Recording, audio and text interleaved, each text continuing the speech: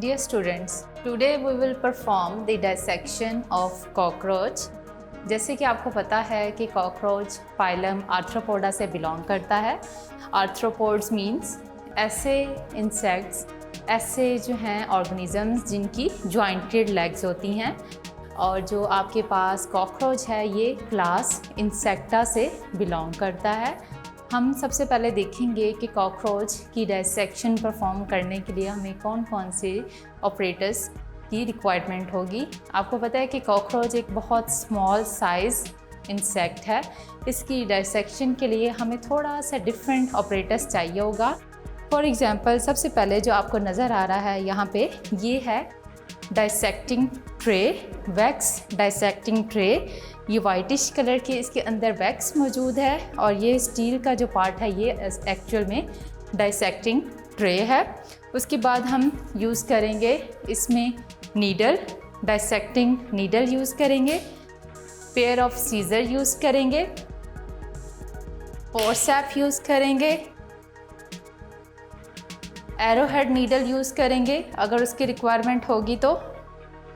और हमें इसके लिए चाहिए होंगी कॉमन पिन्स, ताकि हम जो उसके जो बड़े फ्रेजाइल पार्ट हैं उनको हम अटैच कर सकें।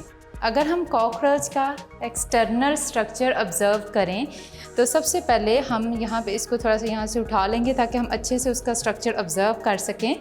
उसके स्ट्रक्चर के अंदर जो आपको बहुत ही क्लियर पार्ट नज़र आता है, अगर उसकी हम बॉडी को देखें कॉकरोच की तो वो बेसिकली 3 पार्ट्स में डिवाइडेड होती है।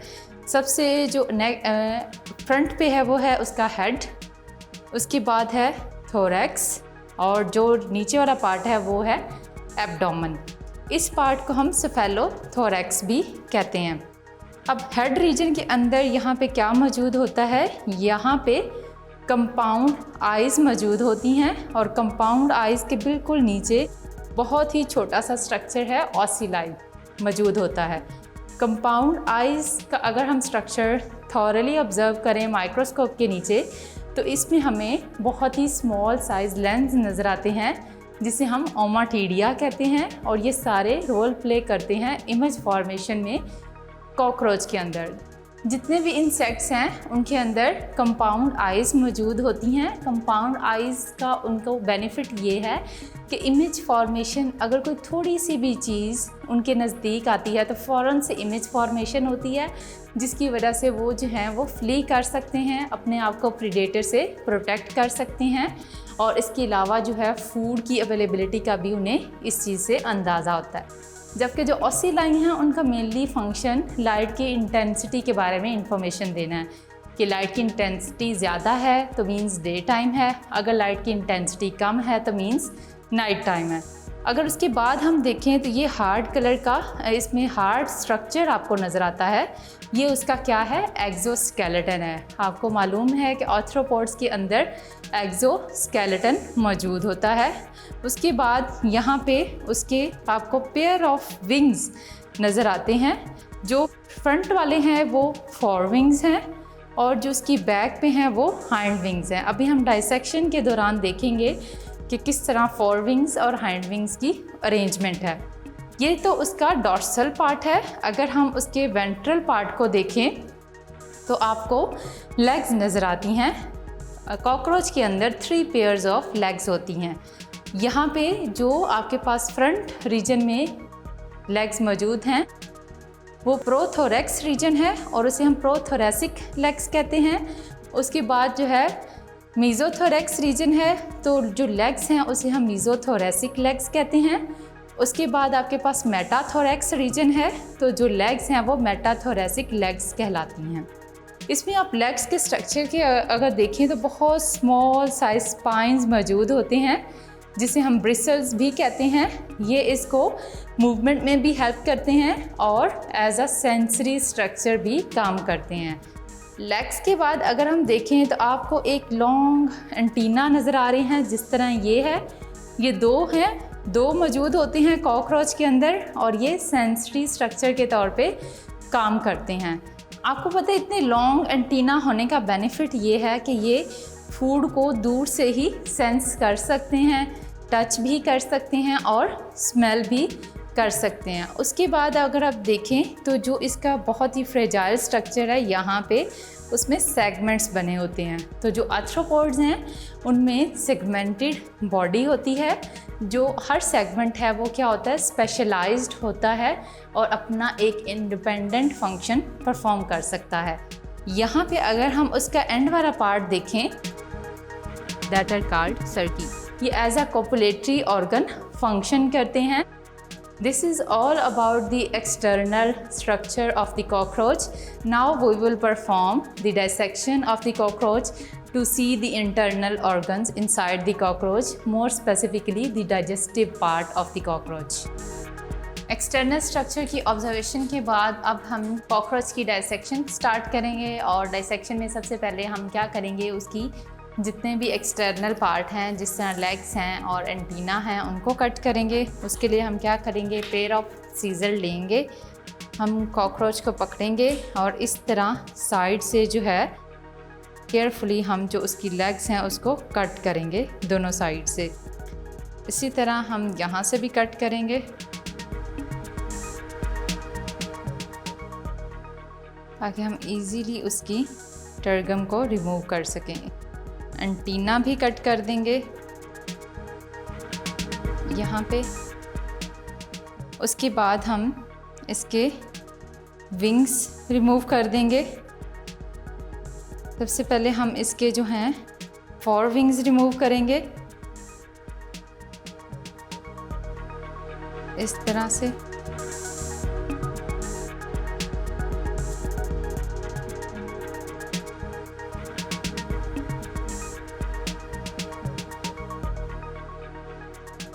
उसके बाद ये इसके हाइंड विंग्स हैं, 2 पेयर ऑफ विंग्स इसमें मौजूद होते हैं, इसको हम रिमूव करेंगे।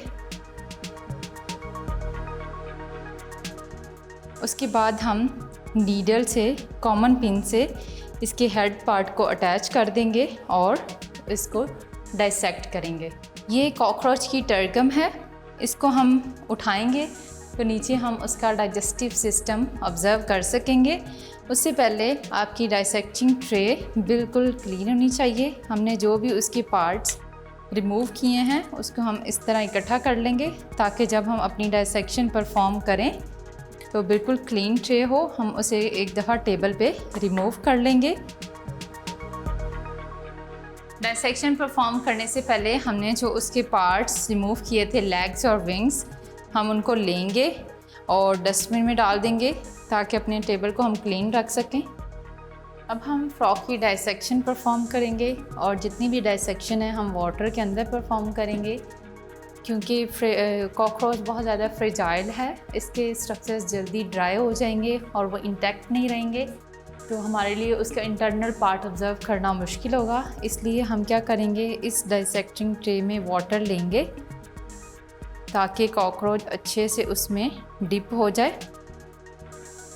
उसके बाद हम क्या करेंगे, हम इसको पकड़ेंगे, हम कॉमन पिन लेंगे, कॉमन पिन से सबसे पहले हम इसके जो हेड है उसको हम अटैच कर देंगे वैक्स के साथ ताकि हम यहाँ पे उसकी डाइसेक्शन परफॉर्म कर सके। पिन का एंगल आपने हमेशा 45 डिग्री रखना है ताकि वो अच्छे से उससे अटैच हो जाए और उसका जो है ऑर्गन्स वो भी डैमेज ना हो। उसके बाद हम क्या करेंगे, हम इसकी दोनों साइड्स लेंगे और वहाँ पे कट लगाएंगे। इसको हम थोड़ा सा ऊपर भी उठा सकते हैं या हम ऐसे भी इसमें कट लगा सकते हैं।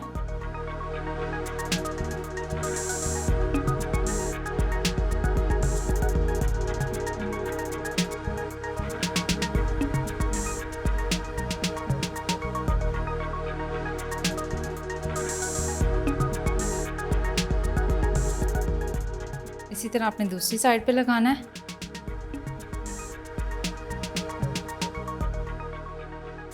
अब हम इसकी टर्गम को आहिस्ता आहिस्ता ऊपर उठाएंगे ताकि हम जो है इसके इंटरनल स्ट्रक्चर को ऑब्ज़र्व कर सकें।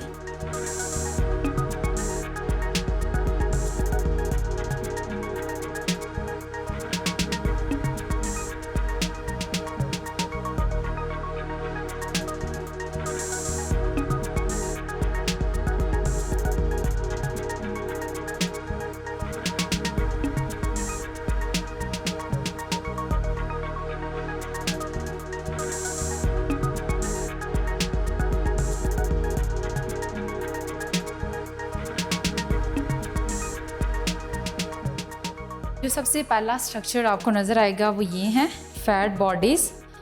कॉकरोच के अंदर बहुत सारी फैट बॉडीज़ मौजूद होती हैं, जिस तरह बाकी एनिमल्स के अंदर होती हैं, और एनर्जी स्टोर करने के काम आती हैं। हम इन फैट बॉडीज़ को जेंटली रिमूव कर लेंगे with the help of arrowhead needle. As the animal is very fragile, it is very hard to dissect the cockroach and to observe the internal structure of cockroach.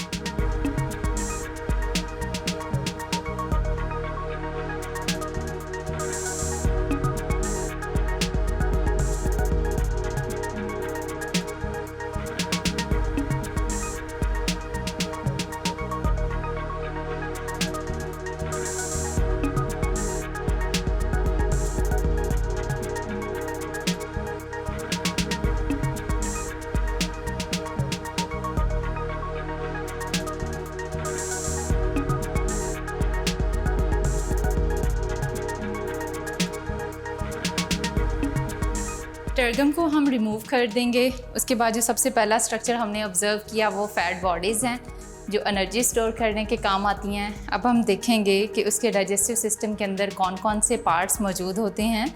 उसके लिए हमने needles लगाई हैं, a little bit of 45 angle, उसके हमने head पे लगाई है, एनस पे लगाई है, और इस तरह डाइजेस्टिव पार्ट को हमने सेपरेट किया है। अगर हम डाइजेस्टिव पार्ट में देखें तो सबसे पहला स्ट्रक्चर आफ्टर माउथ हमें क्या नज़र आता है, वो स्लाइवरी ग्लैंड्स हैं। यहाँ पे वाइटिश कलर के इसके स्लाइवरी ग्लैंड्स मौजूद होते हैं। स्लाइवरी ग्लैंड्स क्या सिक्रीट करते हैं, अमाइलेज, ताकि जो इनिशियल डाइजेशन है स्टार्च की वो यहाँ पे कंप्लीट हो जाए। उसके बाद फूड माउथ से होते हुए कहाँ जाती है, एसोफेगस में। ये ट्रांसपेरेंट पार्ट जो है वो इसका एसोफेगस है।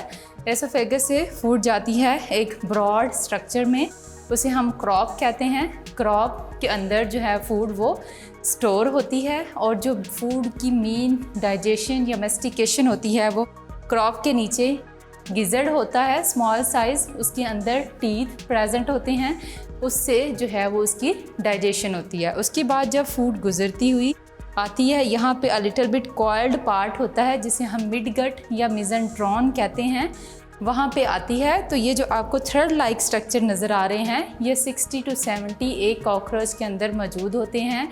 जंक्शन पे गिजर्ड और मिड गट की जो जंक्शन होती है उसमें इसे हम हिपैटिक सिका कहते हैं, और ये क्या सिक्रीट करते हैं, एंजाइम्स सिक्रीट करते हैं। उसके अलावा कुछ मिज़ेंट्रॉन की लाइनिंग से भी एंजाइम सिक्रीट होते हैं, जैसे कि अमाइलेज हैं, प्रोटीएज हैं। ये जितने भी एंजाइम्स हैं ये डाइजेशन करते हैं, और जो भी डाइजेशन है वो मिज़ेंट्रॉन में कंप्लीट हो जाती है, और वहाँ से जो न्यूट्रिएंट्स हैं वो ब्लड में चले जाते हैं। इनमें ओपन सर्कुलेटरी सिस्टम होता है, हीमोलिम्फ के अंदर जाते हैं और वहाँ से हर एक सेल को मिलते हैं। उसके बाद कुछ फूड ग्लाइकोजन और फैट्स की सूरत में भी स्टोर होती है, और जो फैट्स की सूरत में स्टोर होती है वो इसमें फैट बॉडीज़ की सूरत में होती है। अब जो फूड एब्जॉर्ब नहीं हुई वो मिड गट से जाती है आपके पास हाइंड गट में, और हाइंड गट के सबसे पहले पोर्शन में जाती है, सबसे पहले कॉलन में। मिज़ेंट्रॉन से होते हुए फूड जाती है हाइंड गट के पहले पोर्शन में, जिसे हम इलियम कहते हैं। अगर कोई रिमेनिंग पार्ट रहता हो फूड का या न्यूट्रिएंट्स का जो एब्जॉर्ब नहीं हुआ, तो वो एब्जॉर्ब हो जाता है इलियम के अंदर। उसके बाद फूड जाती है कॉलन में। अगर वाटर और सॉल्ट्स की एब्जॉर्प्शन होनी है तो वो यहाँ पे हो जाती है, और फिर जो भी वेस्ट है वो यहाँ एंड पे जाता है रेक्टम के अंदर, और रेक्टम के थ्रू जो है ये बाहर चला जाता है with the help of anus, बाहर चला जाता है। अगर हम रेक्टम वाले पोर्शन और हाइंड गट वाले पोर्शन में देखें तो हमें एक्सक्रीटरी ट्यूब्यूल्स, जिसे हम मालिपीजियन ट्यूब्यूल्स कहते हैं, यहाँ पे नज़र आती हैं। ये बहुत ही स्मॉल साइज ट्यूबुलर स्ट्रक्चर होता है। ये एक्सक्रीशन में हेल्प करता है। जितना भी नाइट्रोजीनियस वेस्ट है कॉकरोच का वो सारा इन मालिपीजियन ट्यूब्यूल्स के अंदर आएगा, और यहाँ से जो भी वेस्ट है वो रेक्टम में जाएगा, और रेक्टम से एनस के थ्रू जो है वो बाहर रिलीज़ हो जाएगा। This is all about the dissection of the cockroach. तो स्टूडेंट्स, आज हमने क्या परफॉर्म किया? आज के प्रैक्टिकल सेशन में हमने कॉकरोच की डाइसेक्शन परफॉर्म की है। बहुत ही स्मॉल और फ्रेजाइल ये ऑर्गेनिज़म है, और इसकी डाइसेक्शन परफॉर्म करना इज़ क्वाइट ट्रिकी। इसमें आप सबसे पहले कॉकरोच की डाइसेक्शन में उसके एक्सटर्नल स्ट्रक्चर्स ऑब्जर्व करेंगे कि किस तरह उसमें सेगमेंट्स मौजूद हैं, उसमें लेग्स हैं, उसका हेड है, थोरैक्स है, एब्डोमेन है। जिस तरह आर्थ्रोपोड्स की बॉडी 3 पार्ट्स में डिवाइडेड होती है। उसके बाद हम वेरी जेंटली उसकी टर्गम यानी अपर लेयर जो उसके एब्डोमेन में है वो रिमूव करेंगे। फिर हम उसके जो है इंटरनल ऑर्गन्स को ऑब्जर्व करेंगे। जैसे ही आप उसकी टर्गम को रिमूव करते हैं, आपको सबसे पहले क्या नज़र आता है, वाइटिश कलर की कुछ छोटे से स्ट्रक्चर्स नज़र आते हैं, उसे हम फैट बॉडीज़ कहते हैं। हम with the help of 4 arrowhead needle उसे रिमूव करते हैं। उसके बाद जो है हम क्या करते हैं, उसका जो भी डाइजेस्टिव पार्ट है उसे हम थोड़ा सा कॉमन नीडल यूज़ करते हुए साइड पे निकाल लेते हैं ताकि हम उसकी अच्छी ऑब्जर्वेशन कर सकें। डाइजेस्टिव पार्ट्स के 3 पार्ट्स होते हैं, फोरगट है, मिड गट है और हाइंड गट है। फोरगट के अंदर आपके पास क्या आता है, एसोफेगस, क्रॉप और गिजर्ड है। और मिड गट के अंदर आपके पास मेसेंटोन भी इसे हम कहते हैं। जितनी भी डाइजेशन है और एब्जॉर्प्शन है वो यहाँ पे कंप्लीट होती है। कुछ आपके पास हाइंड गट में होती है और उसके इलियम पार्ट में होती है। और इस तरह रेक्टम में वेस्ट इकट्ठा होता है, चाहे वो एक्सक्रीटरी सिस्टम का हो जो मालिपिजन ट्यूब्यूल्स में आया था, या वो डाइजेस्टिव सिस्टम का हो। फिर सारे जो वेस्ट हैं वो एनस के थ्रू बाहर रिलीज़ कर दिए जाते हैं। अब आपने जब डाइसेक्शन परफॉर्म कर ली तो आपने क्या करना है, आपने पिन्स उतार देनी है, वाटर रिमूव कर देना है और इस तरह वैक्स भी अपनी ट्रे से रिमूव कर लेनी है। After performing the whole dissection and observing all the organs of the cockroach, now we will discard the cockroach in a very proper way. First of all हम क्या करेंगे, उसकी जो है कॉमन पिन्स उसको हम रिमूव कर लेंगे। उसके साथ ही हमारे पास ये आ गया है, उसको हम पहले पैटी प्लेट पे रखेंगे। हम एक प्लास्टिक बैग लेंगे,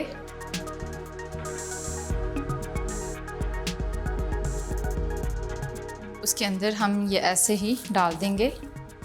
डाइसेक्टिंग ट्रे के अंदर जो भी वाटर है उसे हम एक बीकर में रिमूव कर लेंगे और उसके बाद हम इसको डस्टबिन में डाल देंगे। जितनी भी कॉमन पिन्स यूज़ की हैं ये आपके पास काफ़ी ज़्यादा क्वांटिटी में होती हैं तो आप इसे डिस्कार्ड कर दें। और जितने भी आपका ऑपरेटस है आप इसे वॉश करेंगे प्रॉपर और फिर आप इसे 70% एथेनॉल के साथ क्लीन करेंगे और इसे अपनी डाइसेक्शन बॉक्स में रखेंगे और फर्दर जो है यूज़ के लिए इसे सेव कर लेंगे। Thank you. This is all about the dissection of the cockroach. I hope कि आपने इसके इंटरनल स्ट्रक्चर्स को बहुत अच्छे से ऑब्ज़र्व किया होगा और अब आप इसकी डाइसेक्शन खुद भी परफॉर्म कर सकते हैं और इसके जो हैं स्ट्रक्चर्स उसको ऑब्ज़र्व कर सकते हैं। You have to be very careful. Best है कि आप वैक्स डाइसेक्टिंग ट्रे यूज़ कर लें, उससे आपको कॉमन पिन जो है वो इंसर्ट करने में हेल्प मिलती है। और डाइसेक्शन हमेशा आपने वाटर के अंदर परफॉर्म करनी है, उससे डाइजेस्टिव पार्ट जब आप निकालते हैं वो डैमेज नहीं होता। उसको आप पिन के साथ अटैच कर दें तो आप जो हैं उसके बहुत जो स्मॉल स्ट्रक्चर्स हैं उसको ऑब्ज़र्व कर सकते हैं। आई होप कि अब आप डाइसेक्शन खुद भी परफॉर्म कर सकते हैं और इसके जो हैं स्ट्रक्चर्स ऑब्ज़र्व कर सकते हैं। Thank you very much. Good luck for your practical. अल्लाह हाफ़िज़।